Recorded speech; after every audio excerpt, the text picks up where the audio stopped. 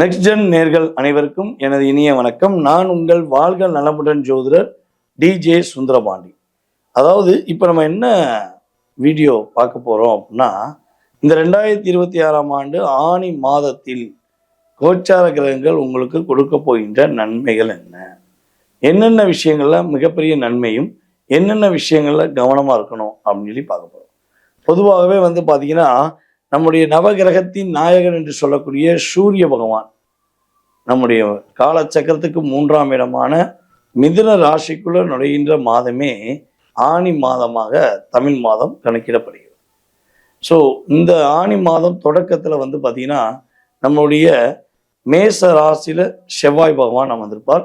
அதுக்கு பிறகு பிற்பகுதியில் பார்த்தீங்கன்னா அவர் ரிஷப ராசிக்குள்ள தன்னுடைய பயணத்தை ட்ராவல் பண்ண ஆரம்பிச்சுவார்.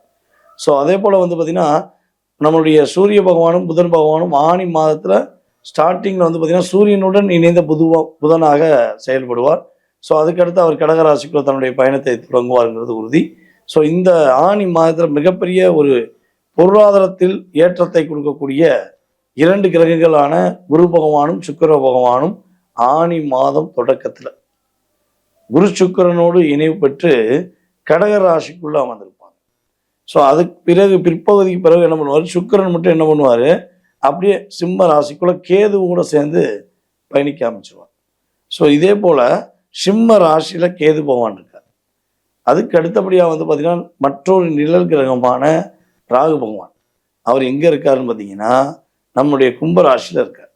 அதுக்கு அடுத்தபடியாக சனி பகவான் மீன ராசியில் எப்பயும் போல ஜம்முன்னு உட்கார்ந்துருக்கிறார். ஸோ இந்த கிரக அமைப்புகள் உங்களுக்கு என்னென்ன மாற்றங்களை என்னென்ன முன்னேற்றங்களை கொடுக்க போகுதுன்னு பார்ப்போம். பொதுவாகவே பார்த்தீங்கன்னா இந்த ஆணி மாதம் பிறந்துட்டாலே சிவாலயங்களில் மிகப்பெரிய விசேஷமான பூஜைகள்லாம் நடத்துவாங்க. அதே போல் இந்த ஆணி மாதத்தில் யார் யாரெல்லாம் சிவ ஆலயங்களில் போய் உங்களுடைய மனதில் உள்ள கவலைகளையோ மனசுக்கு பிடிச்ச மாதிரி விஷயங்களையோ அவர்கிட்ட போய் ஷேர் பண்ணிட்டு வந்தீங்கன்னா உங்கள் லைஃபே கேராக இருக்கும், சூப்பராக இருக்கும். அவர் உங்களை ரொம்ப கேர் பண்ண ஆரம்பிச்சிருவார். நீங்கள் எதிர்பார்த்த விஷயங்களை உங்களுடைய வாழ்க்கையில் நீங்கள் மாற்றத்தை ஏற்படுத்த முடியும். ஸோ இவ்வளோ நாட்களாக சிவாலயங்கள் எப்பயாச்சும் போகிறேன் சார் அப்படின்னு நினைக்கிறவங்க உறுதியாக ஆணி மாதம் தொடக்கத்துலேருந்து முடிவுக்குள்ள எத்தனை முறைகள் உங்களால் போக முடியுமோ சிவாலயங்களை போய் வழிபாடு செய்யுங்க. உங்களுக்கு எல்லா விஷயங்களும் மாற்றமாக இருக்கும். இப்போ உங்களுடைய ராசிக்கான பலன் பார்க்கலாம் வாங்க. மேச ராசி அன்பர்களுக்கு தைரியம், தன்னம்பிக்கை, விவேகம், வெற்றி என்று பல ஆண்டுகளாக வாழ்ந்து வந்த உங்களுடைய வாழ்க்கையில் சில ஆண்டுகளாக கொஞ்சம் சிரமப்பட்டுக்கிட்டு இருக்க இந்த லைஃப்பில் இந்த ஆணி மாதத்தில் கோச்சார கிரகங்கள் உங்களுக்கு என்னென்ன நன்மையெல்லாம் கொடுக்க போகுது அப்படிங்கும்போது, பொதுவாகவே குரு சுக்கிரன் இணைவு என்பது உங்களுக்கு மிகப்பெரிய ஒரு சிறப்பான விஷயம். 5க்குரியவன் 3ஆம் இடத்துல அமர்ந்து அற்புதங்களை நிகழ்த்தப் போகிறார் அப்படிங்கிறது உண்மை.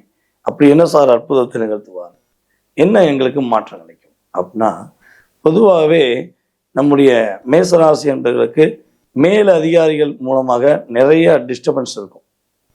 அதாவது நீங்கள் கரெக்டாக வேலை பார்க்குறீங்க, கரெக்டாக இருக்கிறீங்க, ஆனால் என்னென்னா கரெக்டாக இது போகிறது கரெக்டாக வர்றது, இந்த அட்ஜஸ்ட்மெண்ட்டுங்கிறது உங்களுக்கு பிடிக்காம நீங்கள் மேல் அதிகாரிகளுக்குரிய ரெஸ்பான்ஸ் ஷார்ட் அண்ட் ஸ்வீட்டாக கொடுத்துட்டு போயிட்டே இருப்பீங்க.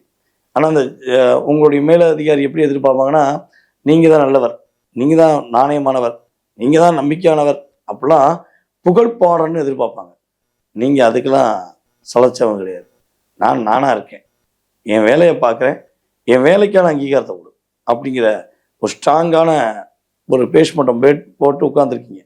ஆனால் அதனால தான் நிறைய பிரச்சனையை சந்திக்கும். என்ன வர்றாரு, வேலை பார்க்காரு, இந்த பொண்ணு வர்றாங்க போகிறாங்க, நமக்கு ரெஸ்பான்ஸ் பண்ண மாட்டேங்கிறாங்களேன்னு ஒரு ஈகோ கிராஸ் ஆகி உங்களை பாடாப்படுத்திக்கிட்டு இருந்த உங்களுடைய மேல் அதிகாரிகள் உங்களுக்குள்ள ஒரு அங்கீகாரத்தை கொடுக்குறாங்க, தன்னுடைய ஸ்டைலை மாற்ற போகிறாங்க. கரெக்டானவங்க தான் இவங்க, கரெக்டாக தான் மேசராசிக்காரங்க வேலை பார்க்குறாங்க, கரெக்டான முறையில் இருக்காங்கிறத புரிஞ்சுக்கிட்டு உங்களுக்கான ஒரு அங்கீகாரம் கிடைக்கக்கூடிய வாய்ப்பு உறுதியாக உண்டு. கணவன் மனைவி ஒற்றுமைக்குள்ள அவங்க 2 பேருக்குள்ள சின்ன சின்ன கருத்து வேறுபாடு ஏற்பட்டே பார்த்தீங்களா, நீயா நானா போட்டி ஓடுதா இல்லையா, நீங்கள் என்ன தான் இறங்கி போனாலும் சம்டைம்ஸ் ஃபேமிலிக்காண்டி இறங்கி போனாலும் அவங்க பலபடி இல்லை அப்படிலாம் கிடையாது, நான் இப்படி தான் இருப்பேன் அப்படின்னு ஸ்ட்ராங்காக நின்னாங்க பார்த்தீங்களா, அந்த புரிதல் இல்லாத தன்மை மாறக்கும். உங்கள் 2 பேருடைய அன்பு ஒரு மிகப்பெரிய மாற்றத்தை ஏற்படுத்துகிற அளவுக்கு ஒரு மகிழ்ச்சியை கொடுக்கக்கூடிய அளவுக்கு கிரகங்கள் உங்களுக்கு வலிமையை கொடுக்குது.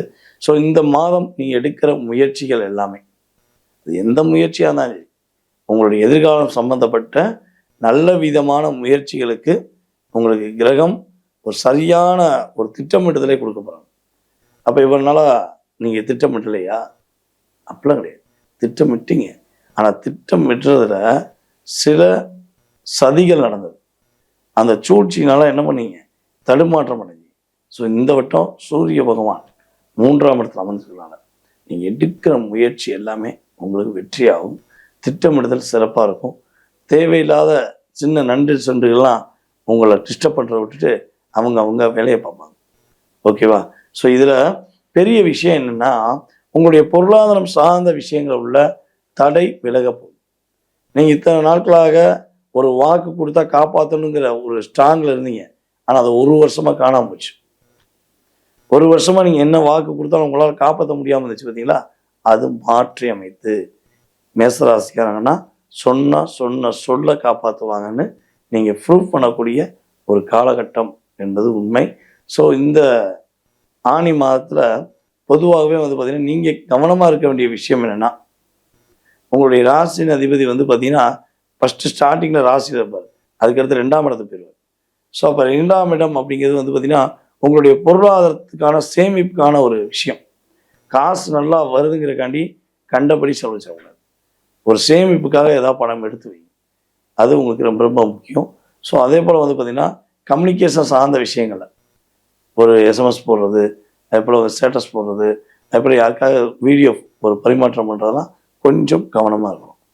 ஓகேவா? நீங்கள் யார் உணர்ச்சிப்பட்டு ஒரு ஃபேஸ்புக்லேயோ இன்ஸ்டாகிராம்லேயோ ஏதாவது ஒரு கட்சி சார்ந்தோ அல்லது பொதுமக்கள் சார்ந்தோ இல்லை சமுதாயம் சார்ந்தோ ஏதாவது ஒரு பதிவு போட்டிங்கன்னா மற்றவங்களாம் தவறாக போட்டிருப்பாங்க, நீங்கள் சரியாக போட்டிருப்பீங்க. ஆனால் கொஞ்சம் ஓப்பன் டிக்ளராக சொல்லியிருப்பீங்க. அதை தேவையில்லாத சிக்கல் வந்துடும். ஸோ இதில் கவனமாக இருந்தால் வேறு எந்த பிரச்சனையும் உங்களுக்கு கிடையாது. நினைக்கிற விஷயங்கள் நினைக்கிற மாதிரி நல்ல விதமாக நடக்கக்கூடிய ஒரு அற்புதமான ஆனி மாதமாக இருக்குங்கிறது கிரக ரீதியான உண்மை.